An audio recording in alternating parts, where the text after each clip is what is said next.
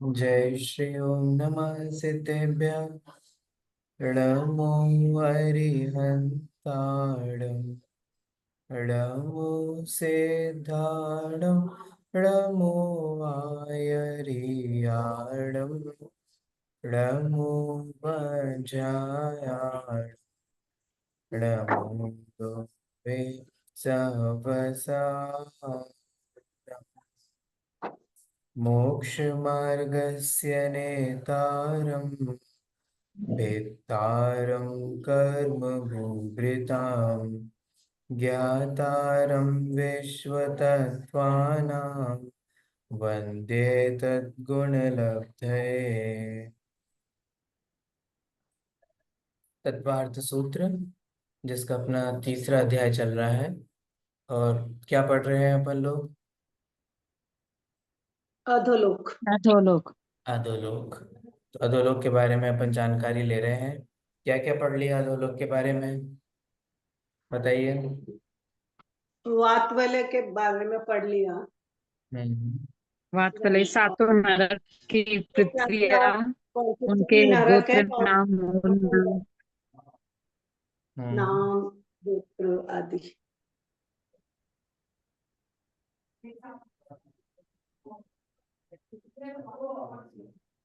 चलिए, सातों पृथ्वियों के नाम बताइए। रत्न प्रभा, शक्र प्रभा, बालुका प्रभा, धूम प्रभा, पंख प्रभा, धूम प्रभा, तम प्रभा, तम तम प्रभा या मातम प्रभा। और धम्मा, वंसा, सीला, अंजना, रिठा, मगा, माघ।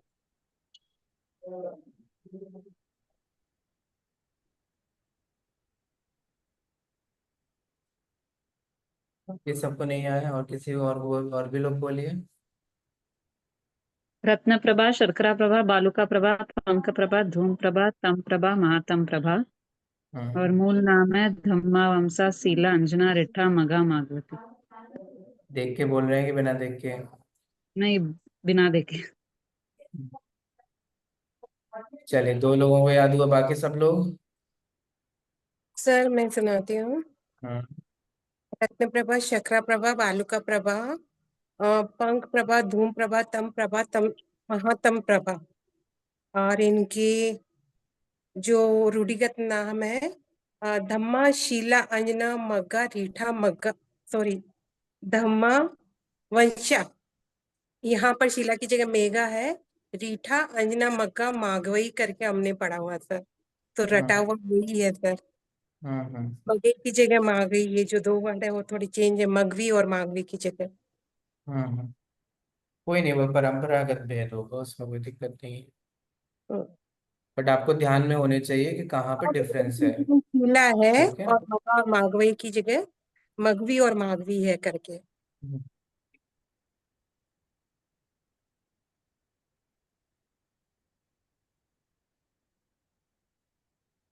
और बोलिए, कितने प्रकार के प्रथम नरकों के बारे में और क्या क्या पढ़ा आप लोगों ने? उन नारकी की परिभाषा। फिर वो प्रथम नरक में तीन भाग होते हैं, खर भाग, पंख भाग और अभुल भाग। हम्म और फिर उनकी मोटाई कितनी कितनी है बताइए। 1,80,000 फर्स्ट की, और लास्ट 8,000। घटते घटते बी लास्ट की 8,000। बीच वाले? बीच वाले याद करना। 8,000 है, फिर एक का 12, फिर उसके बाद में 16 है, एक का हजार। 20 मैं है, मैं एक चाहता का हूँ कि फिर जितना हम ये डेली क्लास में पढ़ रहे हैं उतना आप डेली डेली याद करते जाएं, क्योंकि एंड में जब आप याद करने बैठेंगे तो फिर आपको फिर हॉस्पिटल में एडमिट होना पड़ेगा, चक्कर आएंगे, घबराहट होगी, है ना? तो मैं नहीं चाहता हूँ कि आप उस फेज से गुजरें कोई भी। ठीक है, तो डेली डेली हमारी जितनी चर्चा हो रही है, हम जितना जितना पढ़ रहे हैं, मैं जानबूझ के बहुत कम कम पढ़ा रहा हूँ क्योंकि इसमें बहुत ज़्यादा याद करने की चीज़ें हैं ना, इसलिए। ठीक है, मैं नहीं चाहता हूँ आप लोगों पर एक साथ लोड पड़े, तो इसीलिए डेली डेली इतना भी नहीं पढ़ रहे हैं जितना हम याद ना कर सकें। ठीक है, तो डेली तो हम उतना पढ़ रहे हैं जितना याद हो सकता है, तो उतना तो आप याद करिए। ठीक है, मैं सिर्फ आप लोगों से कह ही सकता हूँ, करना नहीं करना वो आपके हाथ में है। चलिए आगे बढ़े फिर अपन। Yes sir. चलिए अगले सूत्र की ओर बढ़ते हैं। ये सूत्र श्वेतांबर संप्रदाय के एडिशन में नहीं मिलता है, और देखते हैं आगे इसमें क्या कहा गया है।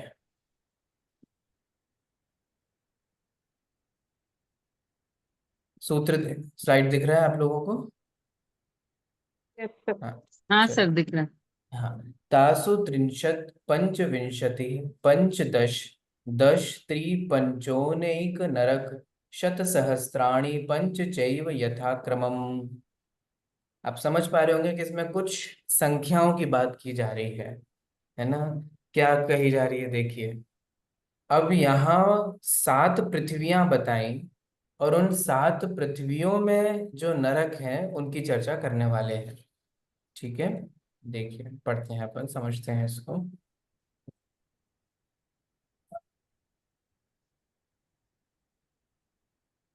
अब वो जो पृथ्वियां हमने पढ़ी थी, उन पृथ्वियों में क्रमशः कितने कितने नरक हैं? नरक 7 होते हैं। ठीक है, ये सामान्य कथन है। बट इन 7 नरकों में कितने नरक हैं, वो कैसे मेजर होता है, वो कैसे समझ में आता है? देखिए आइए उसे समझते हैं। क्या? हम्म। उन भूमियों में क्रम से अब क्रम कहाँ से लगेगा? 7 से लगेगा कि 1 से लगेगा? रत्न प्रभा से लगेगा कि महात्म प्रभा से लगेगा? रत्न प्रभा से। रत्न प्रभा से। ठीक है, तो अब वो जो सीक्वेंस है उसको ध्यान में रखिएगा। तो उन भूमियों में, पृथ्वियों में, नरकों में क्रम से कैसे हैं? 30 लाख, 25 लाख। ठीक है,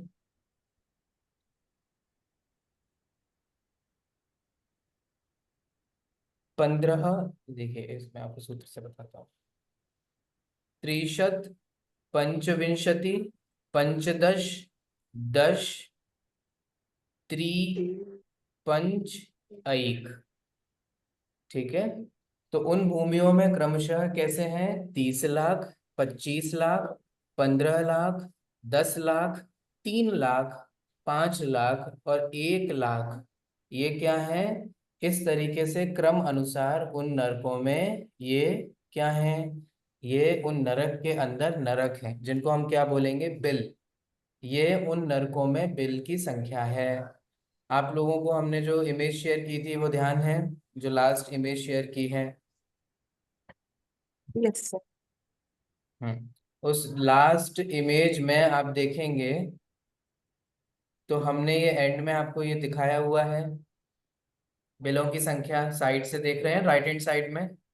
आप लोगों के भी राइट हाँ, हैंड साइड में ही है ना, कि लेफ्ट में आ रहा है, कैसे आता है? नहीं, राइट राइट में में ही दिख रहा है। राइट में ही है ना, सेम है। चलिए ठीक है, तो ये देखो, देख पा रहे हैं ना बिलों की संख्या? हाँ। ये यस सर। इनमें बिल है। देख पा रहे हैं संख्या लिखी है? 30 लाख, 25 लाख। आगे बोलिए, कितनी कितनी दिख रही है आपको?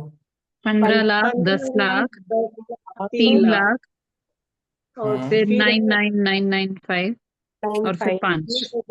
95 एंड 5। हम्म। 5 तो कम लाख।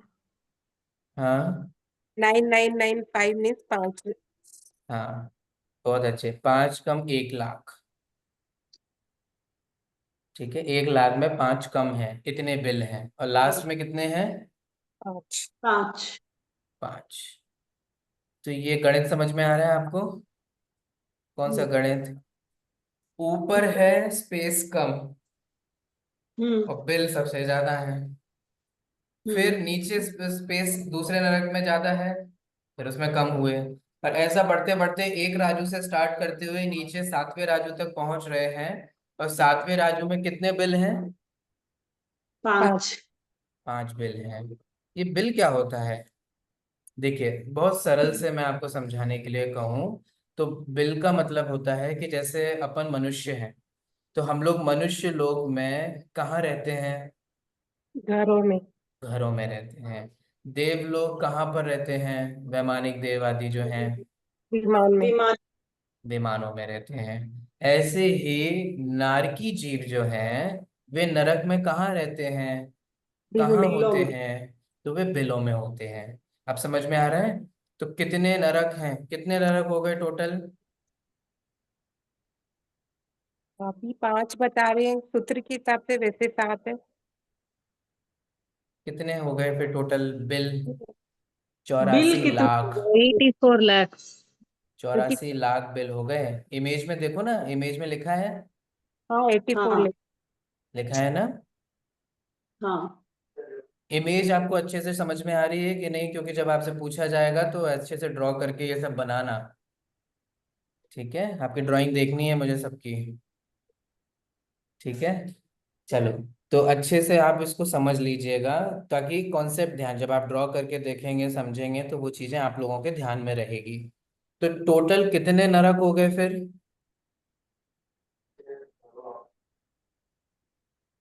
7 कित, अंकल। कितने नरक हो गए? 84 लाख बोलेंगे क्या? 7 नरक में 84 लाख बिल है। बिल है ना, बिल है वो तो। बिल क्या होता है? जहाँ पे नारकी जीव पैदा होते हैं नारकी जीव रहते या हैं। रहते हैं, ठीक रहते है, हैं। अभी हम समझेंगे बिल कैसे होते हैं, बिल का स्वरूप क्या होता है, अभी सब अपन डिटेल में उसे ही समझेंगे। तो अगर हम संक्षिप्त समझें तो 7 नरक होते हैं, 7 पृथ्वियां होती हैं, सातों के नाम आप लोगों को याद हो गए हैं, 2-3 लोगों ने जिनने सुना है उन्हें तो हो ही गए हैं। ठीक है, और बाकी जो और हम इसके अंदर अंदर भेद करके देखें तो इसमें 84 लाख बिल होते हैं। ये इमेज आप लोगों को दिख रही है 3 लोग वाली? हाँ यस। सर। Yes sir. हाँ, इस इमेज में आप देखो तो इसमें आपको रत्न प्रभा के ब्रैकेट में धम्मा लिखा है, और फिर उसके बगल में क्या लिखा है? पटल लिखा है। तो इसका हाँ मतलब रत्न प्रभा में 13 फ्लोर हैं। ठीक है, 13 मंजिल की बिल्डिंग। बिल्डिंग ऐसा मत समझना, लेकिन मैं आपको बस समझाने के लिए बता रहा हूँ, है ना। बिल्डिंग बिल्डिंग कुछ नहीं है। 13 पटल हैं। दूसरे में 11 पटल हैं। तीसरे में 9 पटल हैं। ठीक है, 9 फ्लोर्स हैं ऐसे समझिए।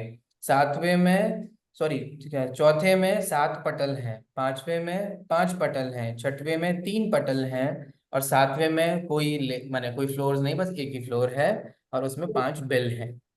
तो आपको ये डिवीजन समझ में आ रहा है? एक नरक के इतने पटल और उसमें इतने बिल होते हैं। दूसरे नरक में 11 पटल हैं, उसमें 25 लाख बिल होते हैं। तीसरे नरक में 9 पटल होते हैं, उसमें 15 लाख बिल होते हैं। तो इस तरीके से ऐसे डिवीजन होता है।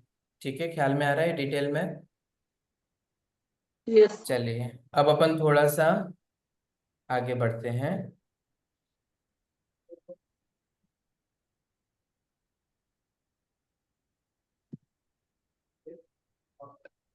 बिलों के बारे में पढ़ते हैं।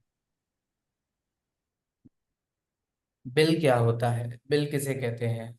तो मैंने आपको बताया बिल क्या होता है। बिल नारकियों के रहने का स्थान होता है, नारकी जीव जहाँ पर रहते हैं, ठीक है, उन्हें बिल कहा जाता है।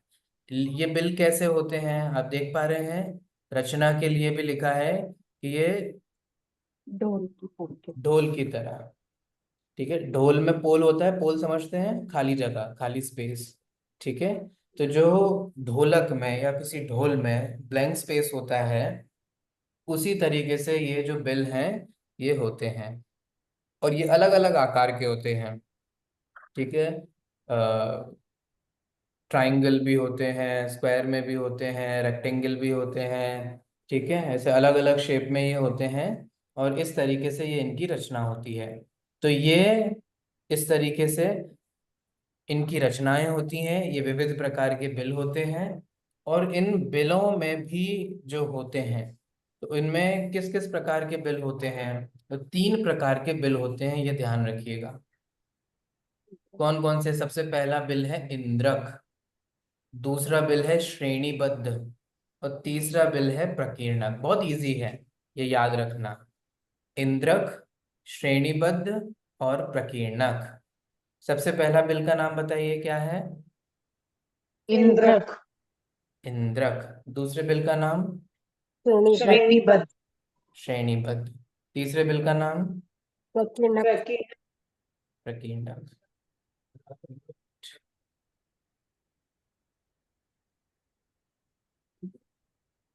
प्रकीर्णक।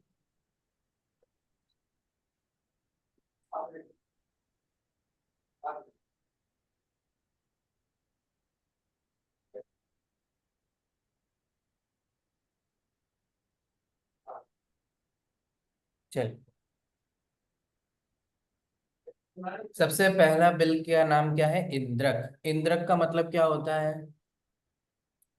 इंद्रक का इंद्रिया मतलब बीच के है, बीच का पाप है जैसा है। हम्म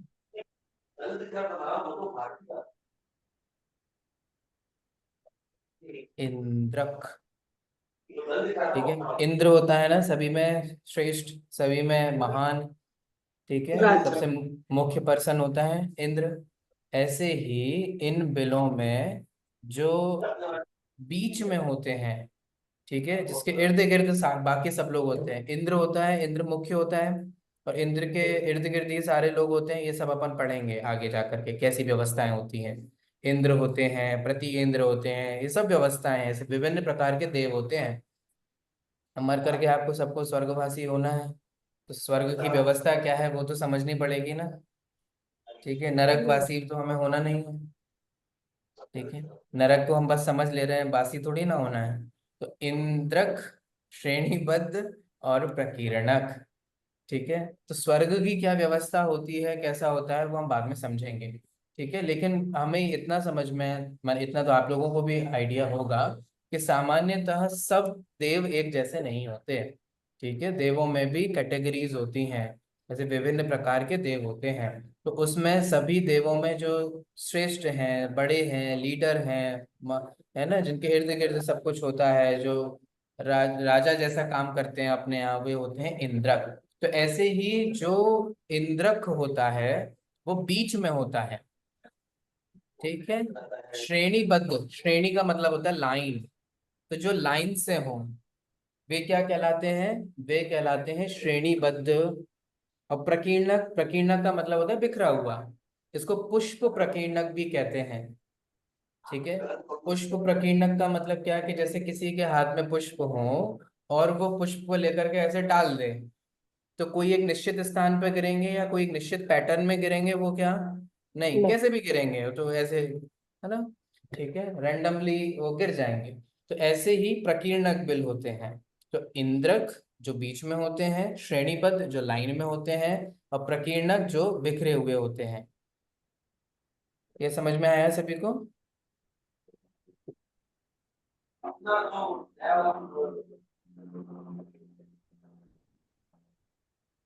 देखिए आगे आपको दिखाते हैं कैसे है ये।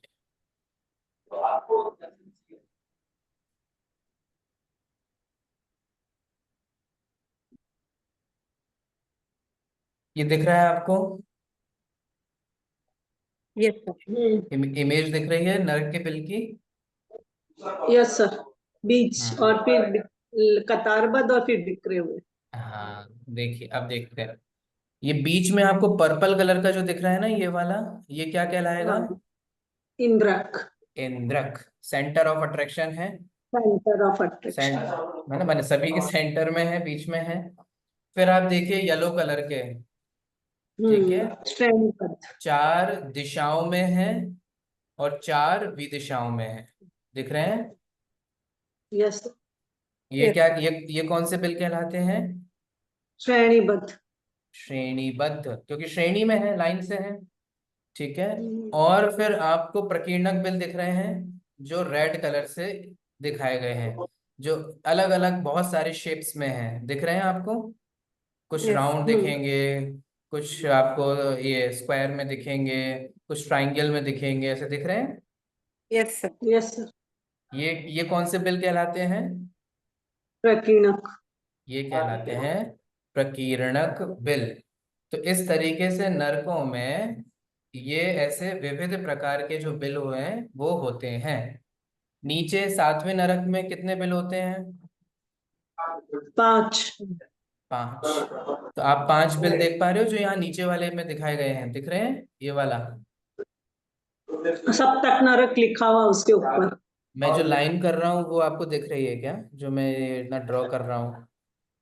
नहीं सर, पहले के 3 राउंड वाली दिख रही है। अभी का नहीं दिख रहा। इंद्रक पे की हुई 13 पटलों पे की हुई है, वो दिख रही है। हाँ, ये अभी अभी एरो मार्क है सब तक नरक के ऊपर। ठीक है, ये देखिए ये बीच में जो है ये क्या है, ठीक है, ये इंद्रक बिल है। और ये चार जो है ये श्रेणीबद्ध बिल है। ये 7वें नरक में 5 ही बिल होते हैं। ठीक है, तो इस तरीके से नरकों में जो बिलों की संख्या है वो इस प्रकार से होती है। तो प्रथम नरक का प्रथम पटल, ठीक है। अगर अब पहले नरक के पहले पटल की बात करें, पहले नरक में कितने पटल होते हैं? 13। 13। देखो,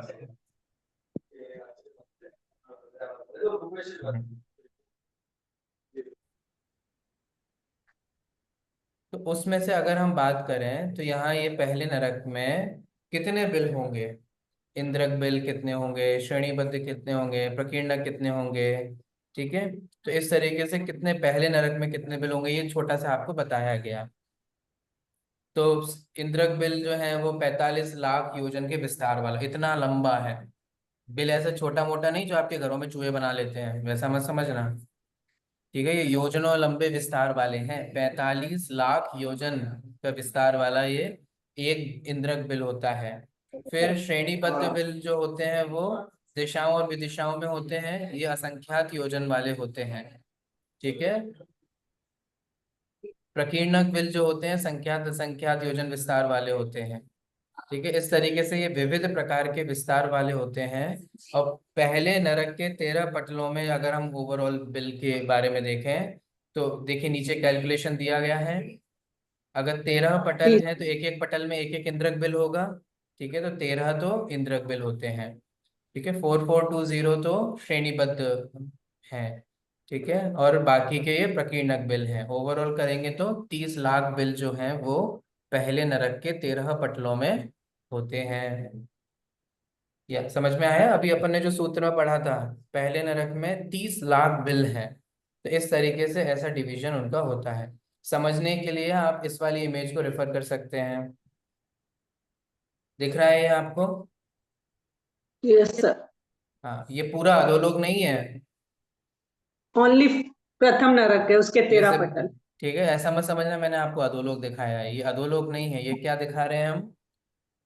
ये हम दिखा रहे हैं प्रथम नरक के 13 पटल। तो समझने के लिए आप समझ लीजिए, ये पहला नरक है, उसके ये 13 पटल हैं, और जो राउंड राउंड राउंड राउंड दिखाई दे रहा है वो क्या है? तिल। ये नरक में तिल हो गया। क्या है ये राउंड राउंड? बिल। बिल है सर, बिल। तिल है तिल नहीं है। ठीक है, चलिए।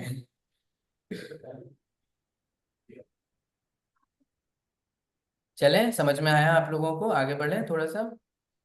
अब हम इन बिलों की यस। थोड़ी विशेषताओं के बारे में भी समझते हैं। ठीक है, ये बिल कैसे होते हैं? सबसे पहले, ये बिल जो होते हैं ना, ये आपस में जॉइंट नहीं होते, आपस में जुड़े नहीं होते हैं। ठीक है, जैसे कि मेरा घर किसी बगल वाले के घर से चिपका हुआ है, उनका घर उनसे चिपका हुआ है, ऐसे छोटी छोटी जगहों में घर आपस में चिपके हुए होते हैं। लेकिन यहाँ ऐसा नहीं, ये बिल आपस में जुड़े हुए नहीं रहते हैं। इसका मतलब क्या? अगर कोई एक बिल में है तो वो उस बिल का नारकी किसी दूसरे नरक में प्रवेश कर सकता है क्या? नहीं कर सकता। नहीं। ठीक है, तो ऐसे आवागमन नहीं होता कि मुझे यहाँ का बिल पसंद नहीं आ रहा, ओके टाटा बाय बाय मैं दूसरी जगह जाता हूँ। ठीक है, ऐसे फ्लैट चेंज नहीं होते। आप लोग कर लेते हैं ना, घर चेंज कर लिया, फ्लैट चेंज कर लिया, इधर के उधर चले गए, उधर के इधर चले गए ऐसे नरकों में नहीं होता। ठीक है, वे एक दूसरे के बिल में जो है वो प्रवेश नहीं कर सकते। और बिलों में कोई ऐसा दरवाजा भी नहीं होता। ठीक है, कोई ऐसा डोर नहीं होता है कि कोई आ जाओ भैया तुम भी आ जाओ, अपन अरे अरे आप उस नरक में हो हम इस नरक में, आ जाओ अपन साथ में ही दुख भोगते हैं। तो सकते हैं ना सर, यदि दरवाजा नहीं है तो हैं? एक दूसरे के बिलों में जा घुस तो सकते हैं ना, यदि दरवाजा नहीं है तो सर। हाँ, यस। दरवाजा नहीं है तो घुस सकते हैं, ये क्या लॉजिक है? वहां से परमादानी देव छोड़ते ही नहीं होंगे उनको कि वो दरवाजा नहीं कहीं है की। मतलब वो एंट्री एग्जिट नहीं है कुछ, कुछ आने का ऐसे आइए वेलकम वेलकम स्वागत है आपका, ऐसा कुछ नहीं है वहां पे। ठीक है, माने कहीं ऊपर नहीं जाया जा सकता, इधर उधर नहीं जाया जा सकता। जो नारकी जिस बिल में उत्पन्न होता है वो वहीं का होता है। ठीक है, जैन दर्शन के अनुसार इनकी वज्र की दीवारें होती हैं। ठीक है, ऐसा नहीं होता है सब व्यवस्था हम तोड़ के चले जाएंगे, हम ऐसा कर लेंगे वो कर लेंगे। ठीक है, चलो। कितने नरक होते हैं? 7 नरक होते हैं। तो 7 नरकों में ठंडी और गर्मी पड़ती है। ठीक है, लेकिन किस हाँ नरक में कैसी स्थिति रहती है, ठीक है, वो आपको सामने दिखाई दे रहा है। तो 7 नरक होते हैं, आप ऐसे समझिए। पहले नरक से लेकर 5वें नरक के भाग तक उष्णता रहती है, और 5वें नरक के से कुछ भाग से लेकर के 6ठे 7वें नरक तक ठंडी रहती है। तो कुछ भाग कैसे, कुछ भाग ऐसे क्यों, वो पटल होते हैं ना, आपको बताया था हमने। हम्म ठीक है, तो इस प्रकार की व्यवस्थाएं होती हैं। तो पहले नरक से लेकर 5वें नरक के कुछ भाग तक कैसे हैं, ठंडे हैं कि गर्म हैं, उष्ण गरम है। गर्म। उष्ण हैं। और 5वें के कुछ भाग से लेकर 7वें नरक तक कैसे हैं, ठंडे। ठंडे हैं। कैसी ठंडी गर्मी होती है, बेंगलोर जैसी? Yes sir. नहीं सर, नहीं सर, अगर बहुत ज्यादा वहाँ के गर्मी, बहुत ज्यादा।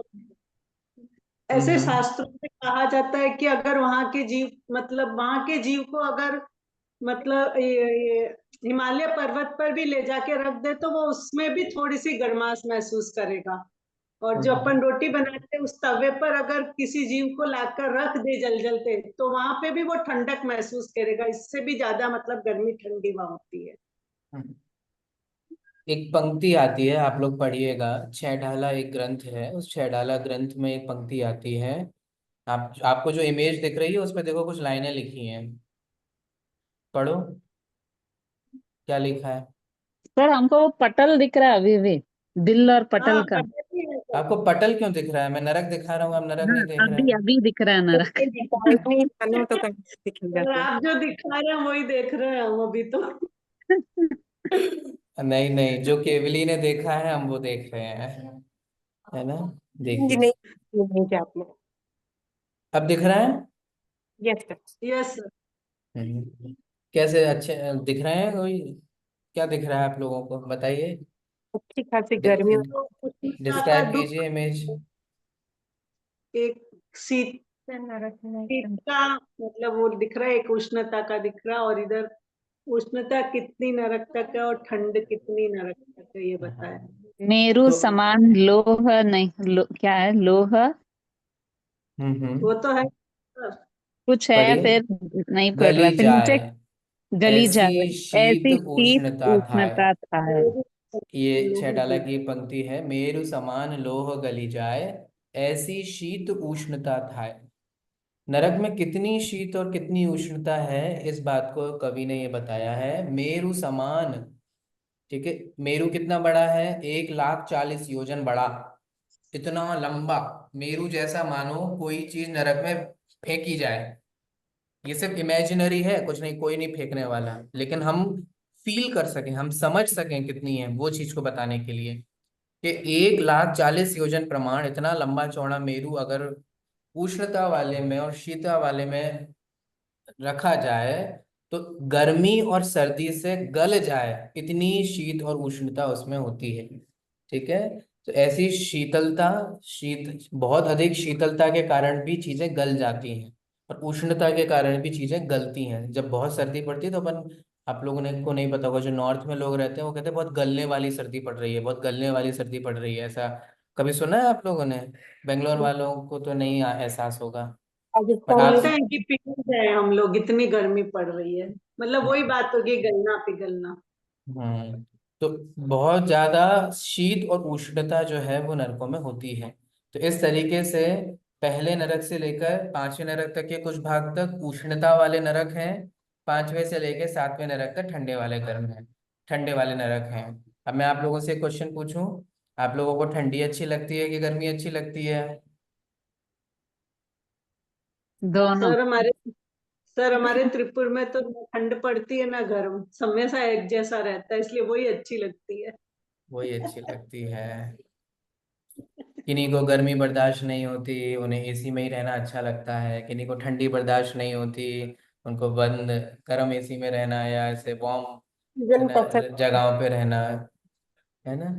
ऐसे जब आप यूरोपियन कंट्रीज में जाएंगे, जब देखेंगे वहां पर ना, तो उनके रूम पूरा सेंट्रलाइज्ड एसी होता है गर्मी के लिए।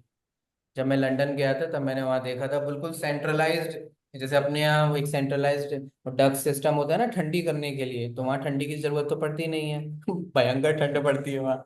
तो वहाँ गर्मी के लिए ऐसा सेंट्रलाइज्ड पूरा रहता है, रूमों में ऐसे हीटर रहते हैं गरम गरम। तो मैं आपको ये कहना चाह रहा हूँ, शीत और उष्णता से बहुत ज्यादा जो ऐसे प्रभावित होते हैं, नहीं नहीं हमें बर्दाश्त नहीं होता, हम नहीं जा पाएंगे, हम नहीं कर पाएंगे, हमसे कुछ नहीं होगा। तो भैया जरा विचार करो नरकों में हमने कितने दुख ऑलरेडी भोगे हैं, और अगर नहीं सुधरे, नहीं माने, तो और ना जा करके कि कैसे दुख हम भोगेंगे। तब क्या एसी लेकर के जाएंगे? है ना। अगर आप ऐसी जगह पे रहते हैं जहाँ बहुत ज्यादा ठंडी गर्मी नहीं पड़ती, फॉर एग्जांपल बैंगलोर, तो अपन को बैंगलोर का कितना अच्छा मौसम लगता है यार, यहाँ ना ठंड है ना गर्म है, अच्छा चलता है, अच्छा मौसम है। और कोई हमें बुला ले ठंडी में दिसंबर में नॉर्थ से कि आ जाओ भैया, इधर आ जाओ, हमारे साइड आ जाओ, अरे नहीं नहीं नहीं हमें नहीं आना, वहाँ बहुत ठंडी है, बहुत ऐसा है, हमें नहीं सुहाता, हमें नहीं अच्छा लगता, हम तो बीमार पड़ जाते हैं, हम तो ऐसा हो जाता है। कोई गर्मी में बुला ले तो नहीं नहीं हमने हमसे गर्मी बर्दाश्त नहीं होती, सहन नहीं होता। नरकों में कैसे सहन करोगे, विचार करो। ठीक है। तो इतनी भी ज्यादा सेंसिटिव या इतनी भी ज्यादा नहीं होना चाहिए, है ना, सुविधाओं की दुविधाओं में इतना नहीं उलझना चाहिए। ठीक है, कि हमें हर चीज की सुविधाओं में ही हम वो हो जाएं। चलिए, तो शीत और उष्णता दोनों को दो तरीके से सहन, जब अगर पाप का उदय हो तो यहाँ पर पराधीन होकर के सहन करो या स्वाधीन होकर के सहन करो। नारकी जी पराधीन होकर के सहन करते हैं, क्योंकि उनके पास कोई ऑप्शन ही नहीं है, करना ही पड़ेगा। ठीक है, होशियार को इशारा ही काफी है। आगे बढ़ते हैं अगले सूत्र की ओर।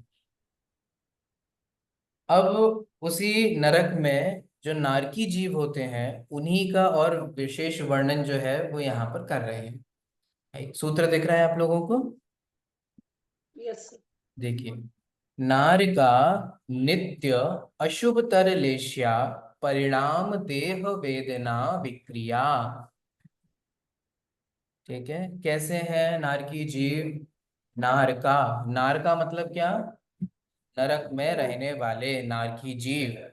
नारकी जीव जो हैं वे कैसे हैं? नित्य माने निरंतर, हमेशा। अशुभ तर लेश्या, उनके अशुभ तर लेश्याएं होती हैं। लेश्याएं समझते हैं आप लोग? यस छेद। सर। क्या होता है लेश्या, बताइए।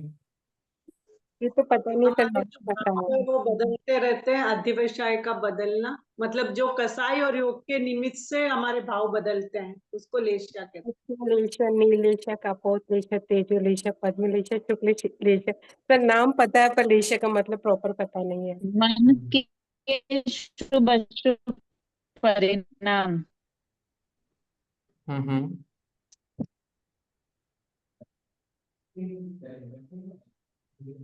चलिए, अच्छी कोशिश की सभी ने और लगभग लगभग सही भी बताया। तो कषाय और योग से अनुरंजित जो जीव के परिणाम होते हैं, ठीक है, कषाय और योग के कारण जो जीव के परिणाम होते हैं उनको लेश्या कहते हैं। ठीक है। और ये जो लेश्या हैं ये 6 प्रकार की होती हैं: कृष्ण, नील, कापोत, पीत, पद्म, शुक्ल। आप लोगों ने कभी इमेज देखी है लेश्याओं वाला? हाँ, वो झाड़ वाला, हम्म। झाड़ वाला वो देखा है, वो मित्र होते हैं, छह हाँ, उनका वो मित्रों का। स्टोरी से दर्शाते हैं 6 मित्र का। ये लेशा वाले। रुको मैं दिखाता हूँ।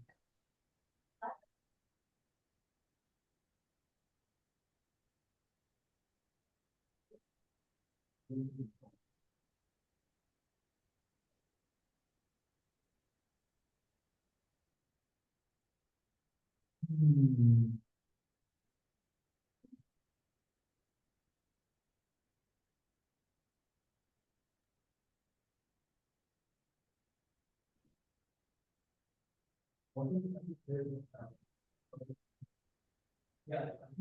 ये इमेज दिख रही है आपको? नहीं सर। हाँ? क्यों नहीं दिख रही? नहीं सर, अभी वो सूत्र ही दिख, हाँ अभी आया। पद्म लेशा, तट लेशा, सॉरी। ये 6 लेशा दिखाने का चित्र है, ये आपको बहुत से मंदिरों में, स्थानकों में, उपाश्रयों में देखने को मिल जाएगा, ग्रंथों में भी देखने को मिल जाएगा। कृष्ण, नील, कापोत, पीत, पद्म, शुक्ल, रंगों से ये दिखाया गया है कि किस तरीके के जीव होते हैं। क्या कर रहे हैं ये लोग बैठ करके, गोष्ठी कर रहे हैं, क्या कर रहे हैं, स्वाध्याय कर रहे हैं। फल तोड़ एक रहे हैं। पेड़ के दृष्टांत से बताया गया है कि जो कृष्णलेशिया वाला जीव है उसके विचार परिणाम इतने क्रूर होते हैं कि अगर कि वो एक पेड़ से उसको फल लेने हैं लेकिन वो उस पूरे पेड़ को ही काटना चाहता है। इसको देखो, हाँ अच्छा बोला है, सविता जी सही बोल रहे हैं। इसको और सरल करते हैं, ऐसे करते हैं। आपको खाने हैं एक फल, आपको भूख लगी है और अपना पेट भरना है, ठीक है। अब आप अपना पेट भरने के लिए जो फल तोड़ते हैं, उस फल के लिए आप क्या क्या कर सकते हैं। तो 6 लोगों को भूख लगी, तो 6 लोगों के मन में अलग अलग विचार आ सकते हैं और वो अलग अलग काम कर सकते हैं। सबसे पहले काला काला व्यक्ति देखो, कृष्ण लेष्या जो दिखाने के लिए है, क्या कर रहा है वो। पेड़ ही काट रहा है। पेड़ पूरे पेड़ को ही पेड़ ही काट रहा काट रहा है। ये कैसा व्यक्ति है। मैंने एक वक्त का छोटी सी क्षुधा को शांत करने के लिए, जो कि एक फल को खा करके हो है। सकती है, लेकिन आप एक फल को खा ना खा करके क्या कर रहे हो, अपनी नेक्स्ट सी क्षुधा को मेटने के लिए पूरे पेड़ को ही नष्ट भ्रष्ट करने के लिए तैयार है। ख्याल में आया, समझ में आया। ये सिर्फ इसी को लेकर नहीं, बहुत है, लेश्याओं का बहुत डीप में कॉन्सेप्ट है। अभी चूंकि हमारे कोर्स में नहीं है इसलिए मैं ज्यादा नहीं लूंगा, बट ये बहुत ज्यादा समझने के लिए उपयोगी है। फिर देखिए नील लेशिया वाला व्यक्ति क्या कर रहा है। टहनी कर ब्रांच निकलता था पूरा, एक शाखा पूरी। क्या कर रहा है, वो पूरी जो शाखा है उसको तोड़ रहा है। दोनों में अंतर समझ में आया। एक तो कहाँ वो पेड़ तोड़ने के लिए तैयार है, दूसरा वो सिर्फ जो ब्रांच है ना, उस शाखा को ही तोड़ने के लिए तैयार है। ठीक है, किसके लिए, फल की प्राप्ति के लिए। कापोत लेशिया वाला क्या कर रहा है। टहनियाँ वो काट पर जिस पर वृक्ष पे मतलब वो फल लगे हुए हैं उसकी वो टहनी को निकाल रहा है। टहनी काट रहा है। तो देखिए वो पूरी को ना तोड़ करके सिर्फ जहां जहां फल है ना, उन उनको तोड़ रहा है पत्तियों सहित, ठीक है, उसको तोड़ रहा है। और बोलिए, पीतलेशिया वाला पीला पीला दिख रहा है व्यक्ति, वो क्या कर रहा है पीतलेशिया वाला। फल के गुच्छे को ही निकाल रहा है, टहनी को भी नहीं निकाल रहा है, हम्म। गुच्छा निकाल रहा है फल का। ठीक है, तो अब वो एक्स्ट्रा चीजें नहीं, वो सिर्फ उतना ही ले रहा है जितना उसको चाहिए है। तो वो क्या कर रहा है, वो सिर्फ जो खाने के गुच्छे लगे हुए हैं, ठीक है, उन वृक्ष जो एक साथ फल लगे हुए हैं या कुछ भी कहें हम, ऐसे गोल गोल लगे हुए हैं, उनको ले रहा है, ठीक है। और पद्मलेशिया वाला। उसको जितने फल चाहिए वो उतने फल ले रहा है, पूरा गुच्छा भी नहीं ले रहा है, जितने फल हम्म। चाहिए उतने फल ले रहा ठीक है, इसका मतलब वो इतने ही हिंसा ना करके सिर्फ उसको जितना चाहिए, जितना नीड है ना, उस नीड के अकॉर्डिंग वो उतना ही ले रहा है। और शुक्ल एशिया वाला क्या कर रहा है, जो नीचे बैठा हुआ जो है। नीचे गिरे हुए हैं है। सिर्फ प्रकार वो की फल ले रहे हिंसा हैं। नहीं करते हुए सिर्फ जो नीचे गिरे हैं उनको ले रहा है, मतलब हिंसा के बिल्कुल विरुद्ध है वो। ठीक है, ख्याल में आ रहा है। अब ये देखो, हमारे जैन आचार्यों ने जीव के होने वाले जो परिणाम हैं, उन परिणामों को दिखाने के लिए ये एक इमेज बनाई है, ठीक है। तो उसको जो 6 लेशियां हैं, कृष्ण नील कापोद पीत पद्म शुक्ल, ठीक है, बस इतना ही रहने देते हैं। तो ये वापस आ जाते हैं जो अपन पढ़ रहे थे।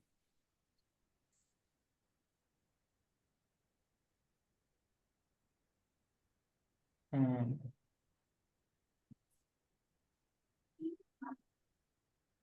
हम्म। वापस, तो नारकी जीवों की नित्य अशुभ तर लेशियां होती। अब ये 6 प्रकार की लेशियां होती हैं, इनमें से कितनी शुभ लेशियां हैं और कितनी अशुभ लेशियां हैं। तीन तीन शुभ शुभ तीन है और अशुभ। कौन कौन सी 3 शुभ हैं और कौन कौन सी 3 अशुभ हैं। कृष्ण नील कृष्ण कापोद अशुभ है, तेज पद्म और शुक्ल शुभलेश्य। हम्म। तो जो शुरुआत की 3 हैं, कृष्ण, नील और कापोत, ठीक है, ये 3 लेशिया वाले जो जीव हैं ये क्या कहलाते हैं, ये 3 लेशिया अशुभ लेशिया कहलाती है। अब अशुभ लेशिया का मतलब क्या होता है, कि माने बहुत ही पाप है। 3 जो थे, सुबह शुरू, सुबह में कह रहा हूँ, जो ये पेड़ के लिए वृक्ष काट रहे, ये फल लेने के लिए जो उपाय कर रहे थे, एक तो पूरा पेड़ काटने के लिए तैयार, एक पूरी उसकी है ना टहनी तोड़ने के लिए तैयार, एक जो उतना उतना अंश तोड़ने के लिए, तीनों ही जो क्या है, इनको अशुभ तरलेश्या कहा। ये कंपैरेटिवली अशुभ है क्योंकि ये बहुत ज्यादा हिंसा कर रहे हैं। ख्याल में आ रहा है? तो अशुभ लेश्या का मतलब क्या होता है कि जहां बहुत ज्यादा पाप की बहुलता हो, जहाँ बहुत ज्यादा पाप हो, है ना। तो नारकी जीवों के कैसे परिणाम होंगे फिर? अशुभ परिणाम होंगे, पाप के परिणाम होंगे, बहुत हिंसा के परिणाम होंगे। तो कृष्ण, नील, कापोत, ये तीन लेश्याएं हैं। अब कितने नरक हैं? 7 नरक है, सात। तो उसमें से आप ये समझिए ये सब जीव के परिणामों से रिलेटेड है। तो ये जीव के जो परिणाम हैं, उन जीव के परिणामों में ये कैसे कैसे विविध प्रकार की लेश्या के जीव होते हैं और उनको कैसे कैसे परिणाम होते हैं। पहले नरक वाले को जितने होते हैं उससे ज्यादा दूसरे नरक वाले को, उससे ज्यादा तीसरे वाले को, उससे ज्यादा चौथे वाले को। अशुभतर माने कंपैरेटिवली क्या होते चले जाते हैं, ये अशुभ ही अशुभ होते चले जाते हैं। ठीक है। तो जिनके शुभ परिणाम नहीं होते, ऐसे अशुभ परिणाम होते हैं, पाप के परिणाम होते हैं, हिंसा आदि के ही परिणाम होते हैं, हिंसा के, कषाय के, ठीक है, ऐसे अशुभ अशुभ परिणाम ही होते हैं। ये सभी क्या कहलाते हैं? ये सभी नारकियों जीवों में ऐसी अशुभतर लेशाएं होती हैं। ठीक है, ख्याल में आया? अब आगे बढ़ते हैं। नारका नित्य अशुभतर लेश्या, इनकी अशुभ लेश्याएं हैं और कैसे हैं? अशुभ परिणाम, और इनके परिणाम भी कैसे होते हैं? अशुभ अशुभ अशुभ ही होते हैं।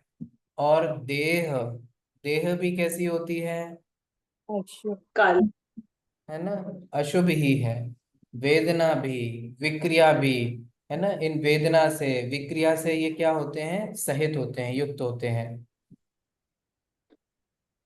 ठीक है, देखिए इसको समझते हैं।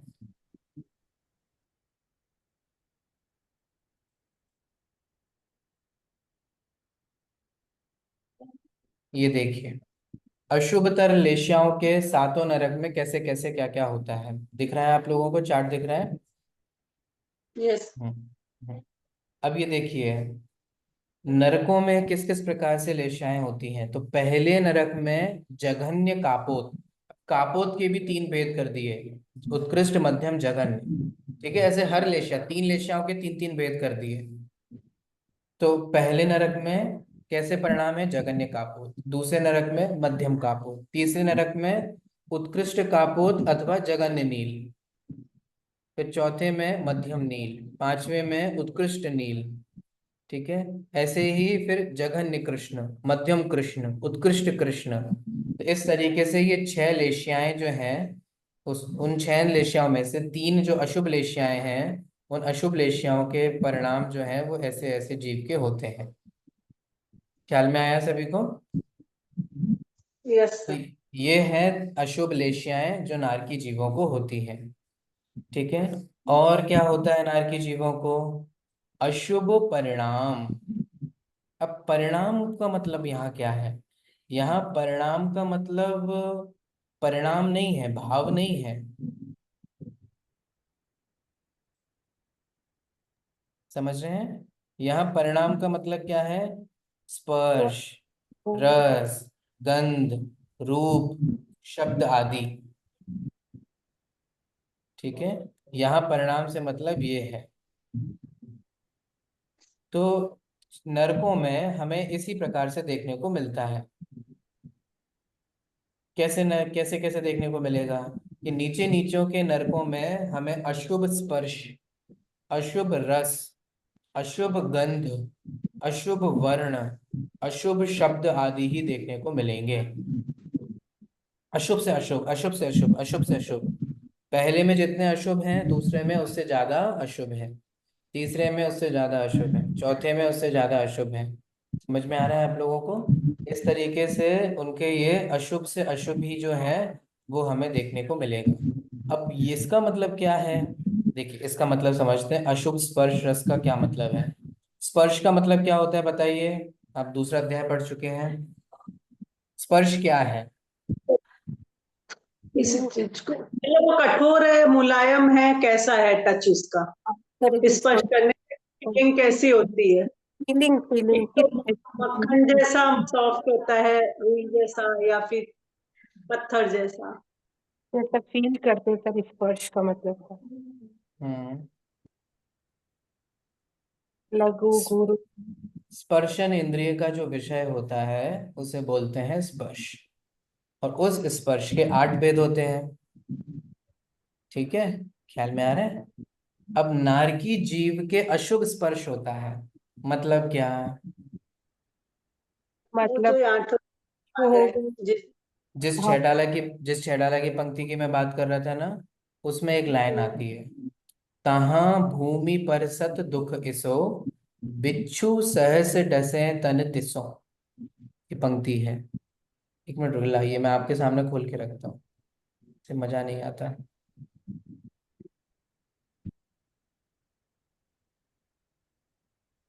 अम्म,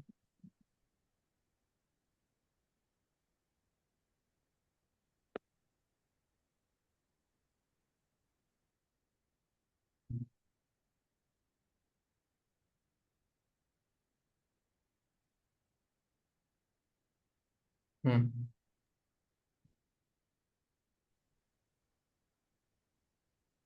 अरे, ये देखिए,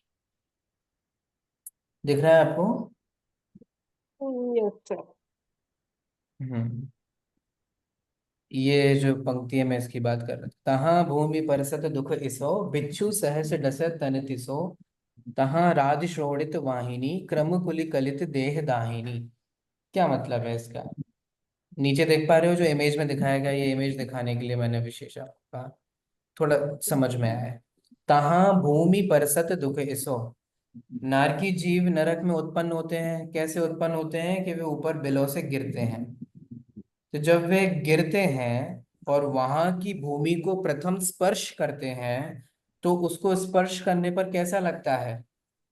कि ऐसा स्पर्श करके, ऐसे मैंने बहुत तरीके से आचार्य कहते हैं कि ऐसे करते हैं कि जैसे वो आपने बच्चों को देखी होगी ना, वो बॉल, रबड़ रबड़ वाली बॉल आती है, देखिए, जिसको एक बार हम से जोर से तावर कागज से मारते हैं तो वो उतनी पावर से वो उछलती है ऊपर, है ना? तो वहां की भूमि को स्पर्श करते ही उसको इतनी वेदना होती है कि दुख के मारे वो इतना ऊपर, धड़ाम से ऊपर जाता है। और जब वो प्रथम भूमि को स्पर्श करता है, तो उस भूमि को स्पर्श करने से कैसा दुख होता है? बीछू हजार। सहस डसत तन तिसों, मानो सहस माने हजारों बिच्छुओं ने एक साथ शरीर को डंक मारा हो, इतना दुख होता है, इतनी वेदना होती है वहां की भूमि को स्पर्श करने मात्र से। ये क्या, ये मैं क्या समझा रहा हूँ? आप सोच रहे होंगे सर क्या लेकर के बैठ, ये मैं आपको बता रहा हूँ अशुभ स्पर्श। आप समझ में आ रहा है अशुभ स्पर्श मन का मतलब क्या हो रहा है? कि हाँ। वहां की भूमि को स्पर्श करते ही उसको इतना दुख होता है। तहाँ राज शोणित वाहिनी, क्रम कुल कलित देह दाहिनी। और वहां पर कुछ भूख प्यास की सामग्री नहीं होती है, ये हम आगे बताएंगे आपको। कुछ खाने की सामग्री नहीं होती है, कुछ पीने की सामग्री नहीं होती है।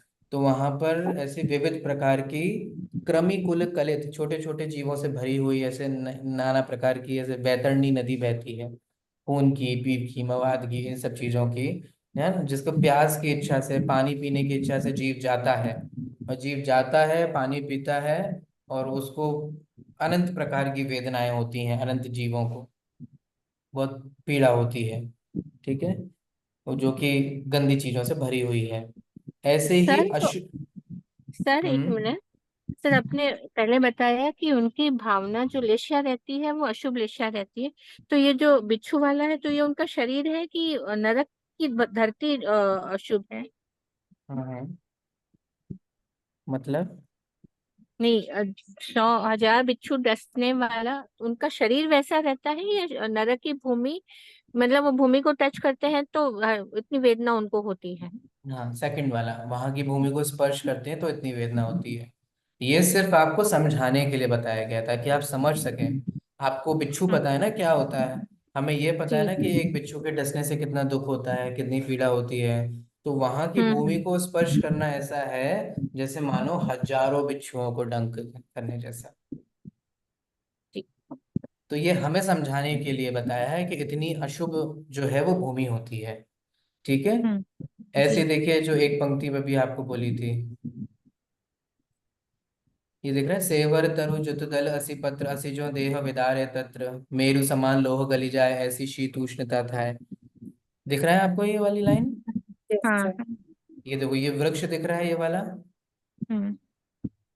तो ये सेमर प्रकार के वृक्ष होते हैं। अब ये क्या है, ये वृक्ष के पत्ते जो होते हैं ये पत्ते नहीं होते हैं, ये तलवार की नोक की धार के समान होते हैं। तो बहुत ज्यादा गर्मी होती है, बहुत ज्यादा उष्ण होती है, तो बहुत ज्यादा गर्मी हो उष्ण हो तो व्यक्ति कहाँ जाता है, छांव लेने जाता है, कहीं छांव मिल जाए।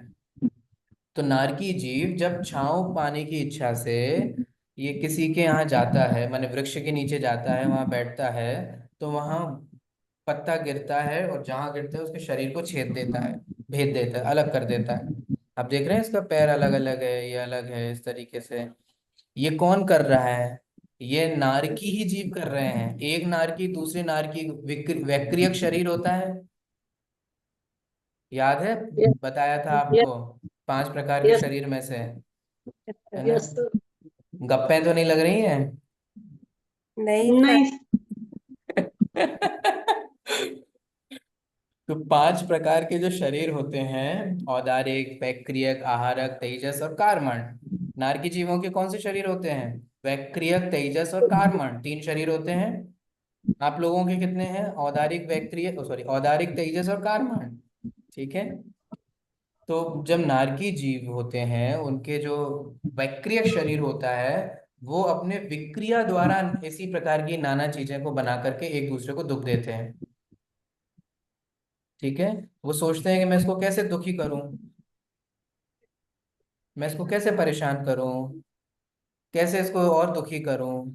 तो इस तरीके से वो वृक्ष आदि रूप से परिणमित होकर के, अन्य अन्य रूप से परिणमित होकर के जीव को दुखी करते हैं। तो ये भावासन हुआ आपको अशुभ स्पर्श का। होटल। कुछ ख्याल में आया कि अशुभ स्पर्श से क्या मतलब है? तो अशुभ स्पर्श Yes, से मतलब है कि वहां की भूमि इतनी अत्यंत दुखदाई है, कठोर है ना, दुख देने वाली है, कि वहां का स्पर्श ही जीव को इतना दुख देता है। ठीक है, ख्याल में आया। अभी समय अपना हो गया है, बाकी इसमें और डिटेल है। अशुभ स्पर्श हमने पढ़ा, अब अशुभ रस कैसा है, अशुभ गंध कैसा है, अशुभ वर्ण कैसा है, शरीर क्या है, विक्रिया क्या है, वो सब जाकर के हम आगे इस सूत्र की जो और मीनिंग है वो हम नेक्स्ट क्लास में पढ़ेंगे। ठीक है, अभी अपना समय हो गया है, इतना ही रहने देते हैं। ठीक है। सर मैं ट्रेवल कर रही हूँ, सर मैं ट्रेवल कर रही हूँ तो इसलिए वीडियो ऑफ है मेरा। सर चलेगा प्लीज। चलेगा, कोई बात। आप ट्रैवल करते में भी सुन रहे हैं, नेटवर्क ये इशू के अच्छी कारण, बात है। सर नेटवर्क इशू है बस सर, पर कुछ कुछ बहुत कुछ मिस किया है, बट हाँ। कोई बात नहीं, अपनी रिकॉर्डिंग हो रही है, हाँ और रिकॉर्डिंग कल सुनूंगी। कल तक अपलोड हो जाएगी तीनों क्लासेस एक साथ, आप सुन जी। सकेंगे, देख सकेंगे। हाँ हाँ हाँ। वीडियो ऑन पे इश्यू नहीं है ना. हाँ हम्म। क्या कह रहे हैं मीनाक्षी जी?